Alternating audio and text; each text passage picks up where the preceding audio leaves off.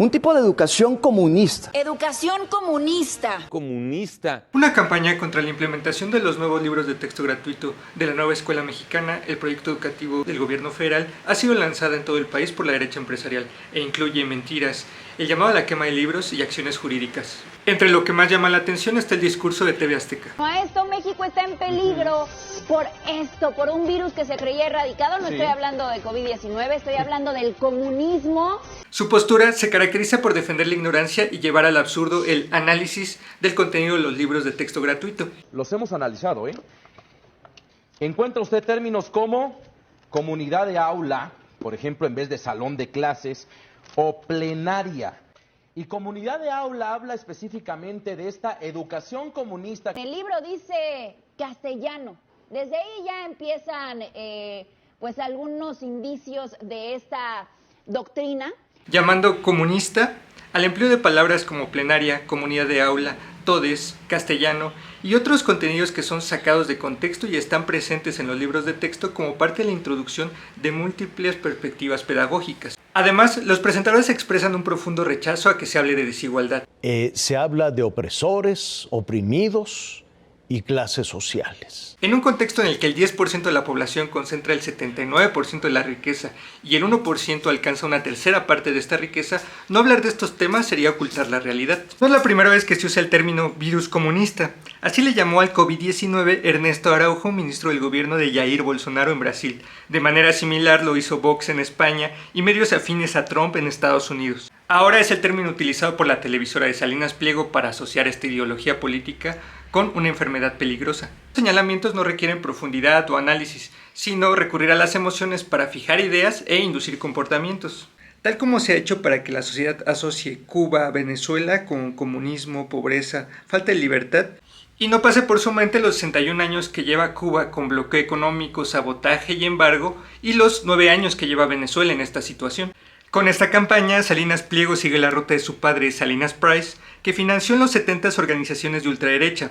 Este vínculo familiar y su permanente propaganda anticomunista en sus cuentas personales da cuenta de una postura de fondo en contra de la justicia social y cambios en beneficio de la mayoría.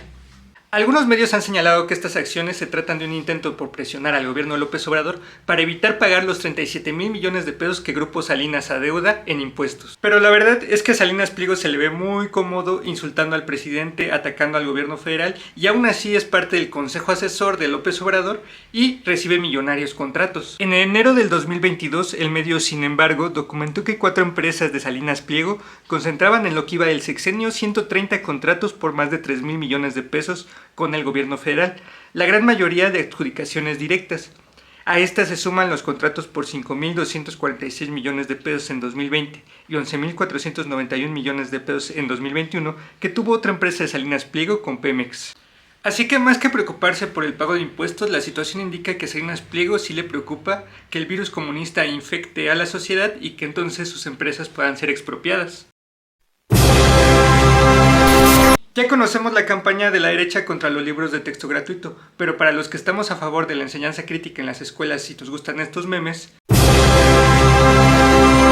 es lo que debemos saber?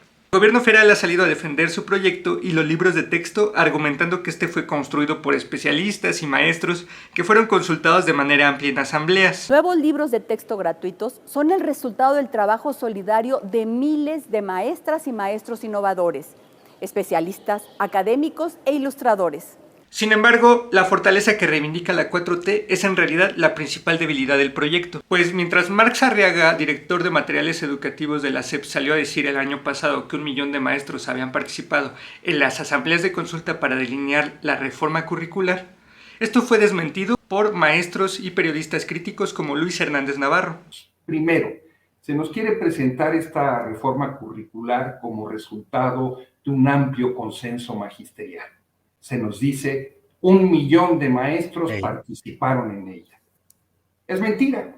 Lo mismo hicieron con la famosa nueva escuela mexicana a principios de este sexenio, que nos dijeron que quién sabe cuántos centenares de miles de maestros la avalaban, y luego no pasó nada. La mayor muestra de este rechazo se encuentra en los resolutivos de la Asamblea Nacional Representativa de la Coordinadora Nacional de Trabajadores de la Educación, el movimiento magisterial más amplio que aglutina a miles de maestros y que en distintos momentos ha sido reconocido por el propio López Obrador por haber luchado contra el neoliberalismo. Siempre voy a tener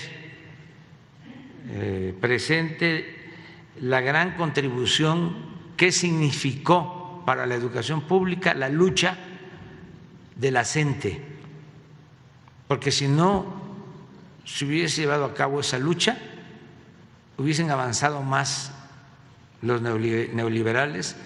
Esa misma CENTE, el pasado 29 de julio, en sus resolutivos de la Asamblea Nacional, que contó con 170 delegados de diferentes partes del país, acordó que se mantiene la caracterización que define al gobierno de AMLO como progresista, populista y fiel a la política económica neoliberal, que la reforma educativa de AMLO no representa una verdadera transformación en lo laboral, administrativo, pedagógico y demás programas educativos, lo que conlleva una ruta de plan de acción para continuar en la exigencia de su abrogación, que la CENTE no puede bajar la guardia ante la imposición de la nueva escuela mexicana y el marco curricular.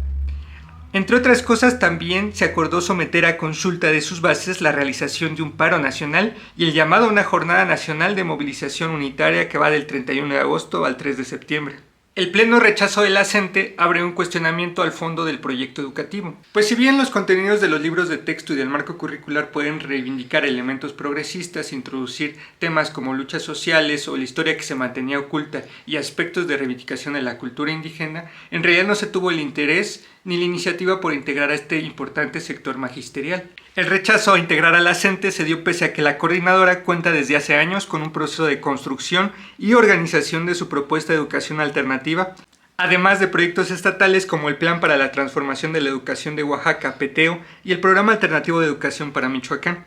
Se trata entonces de un proyecto que de forma tiene elementos progresistas, pero su contenido carece de una movilización social y un respaldo de aquellos sectores que han empujado la transformación educativa en México.